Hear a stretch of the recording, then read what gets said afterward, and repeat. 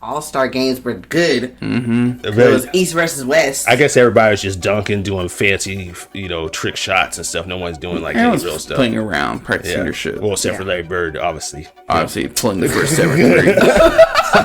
That's absurd. I don't believe that shit for a second. That I gotta fact check when we get to that episode. Yeah, it doesn't sound right. He was the first one to do it. That doesn't sound right at all. That's so there's no way. You're telling me no one did it before Larry Bird in All-Star game? Shut the fuck up. Hot Rod Hundley now has joined us over here at the announce table, and Larry PVE narrative. Don't forget, fool, to like and subscribe. Well, here we're on episode 8. Really great time after the post-Boston win, and we get the best intro, I think, to the season so far. Oh, the stop motion intro. I love it. I love watching shit frozen in time, and then fucking John C. Reilly's ass walking through there, fucking telling you about the human mile. I'm starting to get sick of John C. Reilly, aka Jerry Buss, his special quotes and stuff, because that guy's full of shit. You know what I'm saying? I don't care how insightful he be talking about stuff. Technically, he's full of shit. Can-do attitude? I'm starting to get annoyed about him. I love it. He's like a talking he's like a talking sample lid. He's like a talking fortune cookie. He's deep as fuck. Like fake deep. So he's like Miss Cleo? Are you gonna? No, he's not like that. He's not predicting stuff. He's trying to give you motivational stuff. That finish line at 3 minutes 59.4 seconds. In that instant, a skinny limey shattered everything we thought we knew about human limitation. I wonder if that was real. Well, it got real after Yeah, that. I'm pretty sure it's real. I think that might be real. Yeah, but I didn't look that one up. But it's just they were showing like old footage and stuff. It felt like it was real. See, now you're bought in. No. So what? This is like right after they win. They do the All-Star talk in the hallway. Congratulations on making the All-Star team. First rookie starter since Earvin Hayes. A word? Me and the Big E, huh? Bird got 10 more votes from the NBA players. Yeah, he got 19 and Magic Johnson got 10. And then like the fans voted him as the starting player for a rookie. But Magic was mad because when he goes in his locker, he's like, I got 11 mofos in here and I only got 10. 10 votes from you? Larry Bird got 19. Yeah. It's like, damn.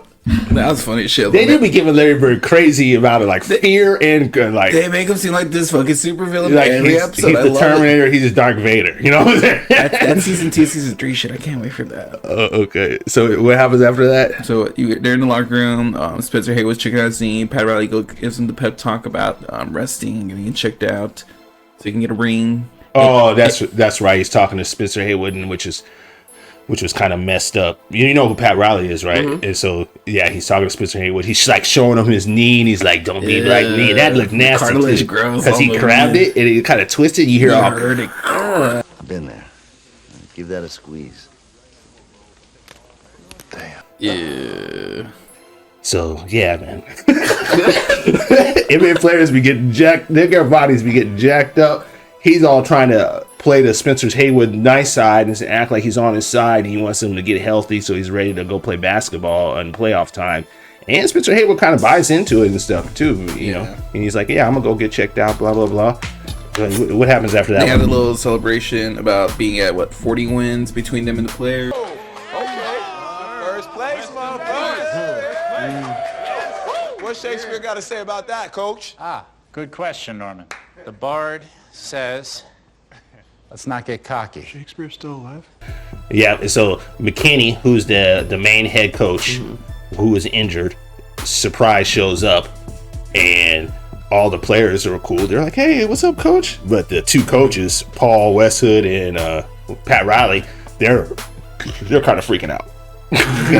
So they go office, talk about what might happen in the future, how he's ready to come back. Between Pat Riley and John Westhead, they have 31 wins. And then that was to add on to the total of 40. Yeah, matter of fact, they were celebrating. Like Pat Riley gave it a little cheers, and Paul said 31 wins, and then McKinney's like, "Don't you mean 40?" And then Paul's like, "Well, that's like our own thing or something like that," because McKinney's been out for a long time, but he's already giving the vibes like, "No, 40 wins, and it's my 40 wins. I don't care if I was in a hospital in coma. I'm the head coach. I don't even know who you are, Pat Riley." Like that's how he's treating him. Those are my wins. So anyway, they pretty much like get the idea that like things are a little awkward right now. So everybody leaves. John McKay pulls Paul Westhead to him. He's ready to come back. He's gonna need him, and Pat Riley's not gonna stick around. He's gonna have to give him the news about you're gonna have to find something else to do. Yeah, because Paul Westhead, you could tell he feels conflicted because he promised Pat that he'd have a job when McKinney comes back, and McKinney is like, no, I need family backing me up because of my injury, and I don't trust anyone except for you, Paul. So at that point, I was thinking to myself, yeah, I kind of get that. I understand. He never promised. Yeah, he never promised, and really, if he's worried and he can't trust anybody, the only person he wants to work with is someone he's worked with before that he's trust. This is the part where he gets his this nurse to help out, and everything seems all right, at first. That's a real thing, right? The nurse that stays with you up until like the point you die. If you're that old and rich. It's called hospice. Oh fuck! Yeah, people do that all the time. I don't know. That's like a hardcore real thing. Yeah, no, it's real. That's expensive. Well, it's for people that don't want to die in a hospital. You know what I'm saying? Yeah, They'd they rather wanna be die at home, be and comfortable and stuff like Yeah. that. So they'll have that nurse there, and they'll just live with them, They're take care supposed of to them. make them comfortable. And she's trying to. She says something about you better have those margaritas ready, and then the nurse is like 1 or 2 olives. So it's just like she was gonna give her whatever she wanted. Right, yeah. And it switches to magic at the All-Star game. Well, the All-Star. This is like a brunch or yeah, luncheon. this is like a luncheon with all the owners, the players, the press, and in this part right here, with the racist joke at the beginning. This is it. These are the All-Stars. They told me you were America's best. But all as I see is America's beast. But yeah, I could totally see that happening in 1979. Yeah, I can see that. I can see it happen. Part's messed up too because while they're talking, they run into Dr. J and his wife, who both of them are cool as hell. This lovely lady? Oh, this cookie. It sounded ghetto as heck and stuff, and then Dr. J and them were all looking at him. Look at Dr. J, he looks funny as hell. So badass. They do. They make him real smooth. They got real the Sherlock cool. Holmes hat too. He's and easily everything. the coolest character so far that I've seen. Yeah. Why does he got the Sherlock Holmes hat? Because he's You don't cool. like- I'm like, you don't like the Sherlock Holmes? I like it. It's just so off. David Stern. Yep. I like how when David Stern talks to him, Dr. J said something to Magic. He's like, Oh, Yogi and Boo Boo? no, he was talking about when Magic saw him. He's like, oh, Doc, I love you. And he's like, my friends call me Julius. And then when they meet, the current commissioner calls him Doc, and he's all hugging him. But when he talks to David Stern, he's like, how you doing, Julius? And then Julius shakes his hand, and he gave him that look. And you can tell he had a respect. Like David Stern, he's not the commissioner right now, but he could tell he's getting the respect of all the players to get that position. It's pretty cool watching it. Pretty cool you recognize that name calling. That's a good Yeah, little because catch. he mentioned it right before that, then he did it, and I was like, oh, David Stern's in the inside, man. He's a cool guy, you know? After the media cuts to, we're at Spencer Haywood's house, and they're watching the All-Star game. Having a little get together, all the players, fucking hanging Coaches. out. A little fucking spice between John McKinney being there, hanging out. Yeah, but actually, John McKinney is actually fitting in really well with the players. It's the coaches that are kind of super concerned about McKinney. They initiates the spice between them. And I like how the players started cussing up a storm, and McKinney's holding Spencer Haywood's baby, so he's covering him out. He's like, earmuffs. And then what's Nixon say? He's like, oh, too late, coach. Spencer got his mama's titties on the wall, and he got a picture of his mom with him holding covering him up. It's like a huge picture. And then like one of the air players like, she got a nice set of Yeah. And he's like, Spencer was like, Yeah, he just gave him a look and he didn't say nothing. And nobody did. No, they just kept on going.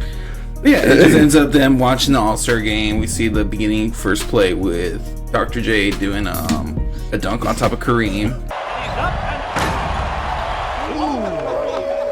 And then I think that's when McKinney asked Spencer Haywood to go outside with him, and he kind of gives Paul the like nod. You need to tell Pat Riley what's up. And then Pat Riley's asking a bunch of questions, and Paul is just sweating. Jack McKinney goes outside, tells Spencer Haywood he's gonna need more out of him once he comes back as full-time coach. Yeah, he's gonna need a lot more out of him. He doesn't want him to think about any trade rumors going on, because earlier Pat Riley was talking to Peter Westhead about trading possibly Spencer Haywood for What are you trying to get from the trip? Oh, he was is trying that to... Brian McAdoo? And I don't want you worried about these rumors either. Rumors? Bob McAdoo and all this trade baloney. And then Jack used that information against Pat Riley. So John McKinney brings that information on Spencer Haywood, saying don't be worrying about like losing your spot or minutes or getting traded, and then puts that in his head about like him getting traded. So Spencer Haywood puts together that Pat Riley was probably going to be doing that to him. Right. So that's how it initiates like the little conflict between everybody. All-Star game happens. East wins. Larry Bird gets his first 3. Everybody starts talking shit about Larry Bird getting his first ever 3 for first ever white boy get in like the finals. No, it was the first 3-pointer in the All-Star game. In general. And I was like, what? Is it that long? He had 3-pointer in the All-Star to like 1980? And then you see how many points they scored, and they only scored 1-3. It was like 136, 144. Yeah, that's a lot of 2 points. You know what I'm So like most All-Star games like 10 years ago were kind of like that. It was like 140 to 150 something. And none of them were shooting threes. That's when All-Star games were good. Mm-hmm. It was East versus West. I guess everybody was just dunking, doing fancy, trick shots and stuff. No one's doing like any real stuff. Playing around, practicing their shit. Well, except for Larry Bird, obviously. Obviously, pulling the first ever 3. That's absurd. I don't believe that shit for a second. That I gotta fact check when we get to that episode. Yeah, it doesn't sound right. He was the first one to do it. That doesn't sound right at all. That's so lame. There's no way. You're telling me no one did it before Larry Bird and All-Star game? Shut the fuck up.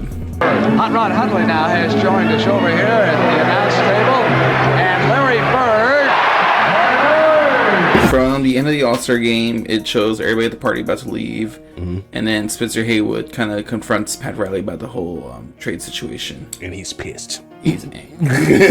Jack McKay's in the background, fucking like just watching over. Then Pat Riley goes off to Peter Westhead to go off about, he knows, Spencer Haywood knows. How does he know? I was like telling him, Jack McKinney must have told him. I was like, he's screwing us out of our job that we got 40 wins together all the way to. Yeah, Pat Riley does not want to lose his job. He's willing to be the assistant coach, but he ain't willing to just be fired. He ain't giving up. And then it goes to Magic Johnson talking to David Stern, he's talking about the future of the league. Turns out, this guy from Italy smuggled a home movie back to Rome. For real? You and Bird in that Boston game, showing it in theaters. So he wants to build branding between this whole Magic versus Larry Bird thing. He's seeing like the whole next decade of basketball probably. Yeah, he's kind of like seeing the future of basketball. This whole marketing scheme of like East versus West. So. But Magic is still hesitant because he don't like Larry Bird, because Larry Bird don't show any emotion. What does he call him and stuff? He's like, I need a Jedi or something like that. I was like, Magic Johnson's. No, he's like, Larry Bird has the white, but he doesn't have the Force with him. I was like, what you need a Jedi. Then he points at himself. But I think more of it, he also wants to be like just more the main center of attention. Well, I think what he wants is he wants to be the good guy, and we want to paint Larry Bird as a bad guy. Yeah, and that's what he smiles. He's happy, man. But he knows in this day and age, white guy is definitely going to be the good guy, and black guy definitely going to be the bad guy, and so that's why he's saying this to. And even David Stern's kind of like not really accepting, and he's like just smiling. I think he's thinking about it, but he's still smiling, like because he's got to get past that perception of white guys got to be on top. Man. And I think every time he sees Larry Bird, he's thinking to himself, yeah, Magic's better. Magic Johnson sells. Yeah, he's a more charismatic, fun character. Good win. Sweet shot at the end. I know. Too bad you ain't had that back in Boston. Yeah, that's something like that. He's trying to make Larry He's trying Bird. to get some kind of emotion, because Larry Bird's just... He just wants him to show some type of emotion. Yeah, Larry Bird's not showing any emotion. He always wants a bud and he's chewing tobacco and crap. He's trying to put the commissioners on his side. Like he's like he's the face of this. Like he's the more exciting one too. I like when Larry Bird asks. They got Bud here. Yeah, can we get a bud for this young man? Can you get that young man a bud? Take a rum bump. So it ends up going from Magic Johnson go back to the hotel and then getting an argument with Cookie because Cookie finds out that Magic Johnson had sex with her best friend. Best friend. Your friend too? You hung out in Lansing? You weren't there. I was being polite. Were you polite enough to wear rubber? So now she finds out that her friend's pregnant. Yeah. With possibly Magic Johnson's kid. And then they're all throwing this argument, and then Magic Johnson's pissed because like he knows he fucked up. Like Cookie ain't having it. I mean, but I keep saying Cookie ain't having it. Cookie keeps coming back, so Cookie ain't having it at this moment. It was like she's gotta digress. Yeah. But she is pissed, and she packs up and leaves. And Magic's pissed, and then he ends up going to the party, right? Yeah, he ends up going to the party without Cookie, and then Dr. J comes up asking about her, and Dr. J, Kareem's wife, and also Dr. J's wife, I guess, ask about where's Cookie. All three of them, and then. Yeah, I remember Magic tried to give some excuse like, "Oh, she ate some shrimp and she's stomach not feeling well." And then Dr. Dre puts him, Dr. J. I've been saying Dr. J pulls him to the side and says, "Hey, we all ate that shrimp. We know that's not wrong." He just pretty much like pulls him in. Tells him, I was like, "You having girl troubles?" I was like, "She leave." She called the cops. I was like, "Did you mess anything up?" I was like, "She'll be back." I was like, "You'll be fine." Because Magic was like, "I think it's over," and as he's saying all that, and he's like, "Nah." So anyway, Dr. J's been playing nice to Magic Johnson the whole time. Inviting him to the party, giving him like tidbits and stuff, little knowledge. Got him comfortable. Got him real cool. And then now they're getting ready. I think they're getting ready to play the 76ers. Yeah, later on in the episode, they get ready for that. I'm asking you a question. Why did you air our dirty laundry on fucking television? So they end up talking again in the locker room after he throws that little fit. Ends up start peeing again. Saying he has to go pee. They start arguing more. Like, why won't you let me pee in peace? And then he pees his pants with blood. Yeah. He gets a kidney stone.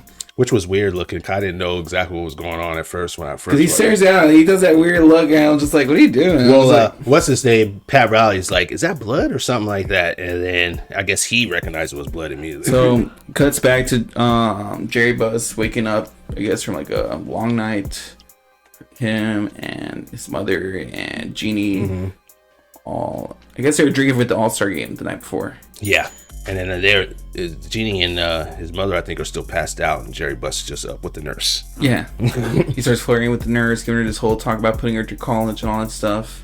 Was he flirting with the nurse? Kinda. He said he's gonna put her through college. You know, at first he started like talking, like making it relatable. It's like how his mom went through school, but also like raised him on her own.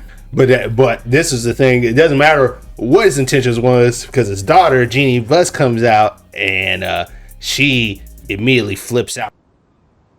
What's wrong with you? Jeannie Bean. She's here for Grandma. Yeah, of course she is. You're not the fucking patient! Jeannie, you don't know what you're talking about. I know she's dying. Did you know that?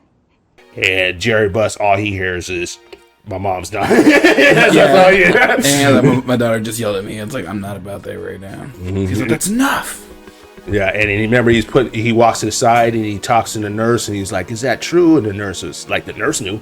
Yeah, the nurse knew, and then even like he didn't want to admit to himself because he saw her with the wig falling off, which is that was before that. Yeah, he didn't want to admit that his grandma, his mom. He's like total denial. It shows Peter Westhead in the hospital. He finally has a confrontation with Jack McKinney, not letting him finish out the year, and then Jack McKinney gives him shit about like how he's gonna try to take that from him. That's why I picked you. Because you're not capable of more. Damn, it's very burned. He's not a friend. That's not a real friend. That's a user right there. We used to like him at the beginning, and then like we started hating him at the end of the season. But also, it's just like the transformation. I usually hate that 360 flip, but it's a good 360 flip. I see the reason why he's pissed and why he's like doing all this shit. Right now, Pat Riley is the interim head coach. Our own Pat Riley as interim head coach. Graphics. The announcer saying, "Oh, it's Chet." Chet gives the new guy the fist because he tried to say it. He starts talking. I'm just like, oh, this is fucking great. Have you heard about Chet and the fist yet? No. Oh, well, whenever he wants the person next to him to stop talking, he always does this. He's like the broadcaster guy. Yeah, he's a piece of shit. And he's all telling him like, "You'll know when you get fisted." Remember he said he says like that too. I was like, oh my god. Man, so we end up seeing the game. Oh yeah, game goes by pretty fast. They do show the Magic getting posterized by Dr. J.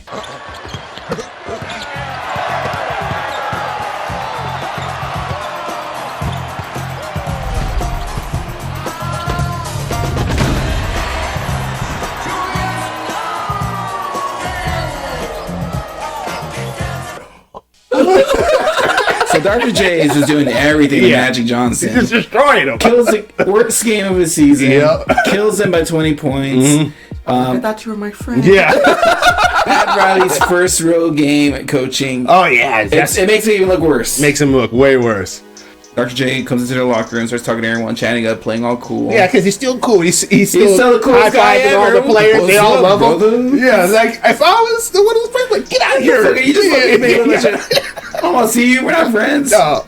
But then it ends up with Jerry West talking to Magic Johnson about his place on the team. And he's talking about it's like, you know why I didn't want to pick you? What did Magic Johnson say to him about why he didn't want to pick him as a player? That's why you didn't want to draft me? Think I needed to be liked? I thought you were a little too happy. You're too happy. And then he gives him the That analogy. was so stupid. No, he gives him a great analogy I love it. between Bill Russell and Wilt Chamberlain. He's like, Wilt Chamberlain used to Bill Russell used to take Wilt Chamberlain out to dinner and they would hang out and be best friends. But on the court, Bill Russell would destroy Wilt Chamberlain, win all these championships every time. You know, Russell used to do the same thing to Wilt.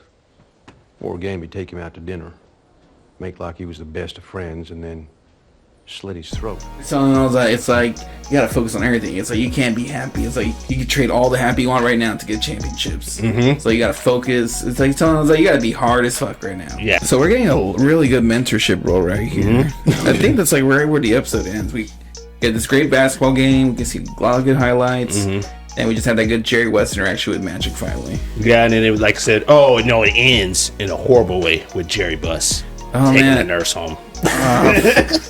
So he's taking the nurse home. I mean, you gotta put two and two together. He's super sad and crying because of his mama, and then he's talking to that nurse, and he's like just being the sob story, and then he starts making out with that nurse, and you could tell that she don't want to do it. Right. But he's gonna pay for the college. He's rich. She's probably getting paid. She's a single mother and all this stuff. So she just lets him have at it. And this show, I've noticed, it's pretty graphic. It didn't go that far with this one compared to some of the other scenes, but it still went there. I feel kind of sad because he's such a mama's boy. But then when he does that, it ruins it for him. It's such an awkward scene. Yeah, it's such an awkward scene. That's a weird way to end it, but that's the way it ends. I was ready for next week's episode. So I was like, can we watch something different than this? I hope we never do that again. A little shivering. Yeah, good episode. Yeah, it was a good episode. I mean, this one had a mix of everything: the drama, the basketball. Most episodes don't have basketball in it. I love when we get the basketball. And then like seeing the other players, like seeing Dr. J, that was a real treat to see that. Because even though I looked it up, he don't really look like Dr. Dre, but he still, or Dr. J, but he still had that persona. It's gonna make me sound messed up because like I know he's wearing a wig. They're all weird. All those black guys. No, but the way he looks like Neil deGrasse kind of. Yeah, he does kind of. Because he's a little too big for Dr. J. Because Dr. J is kind of a skinnier guy. He looks like a thick dude. Mm-hmm, yeah, they made the actor was a little too big. So Neil deGrasse got ripped and started playing basketball. Yeah, that's him. That's exactly it.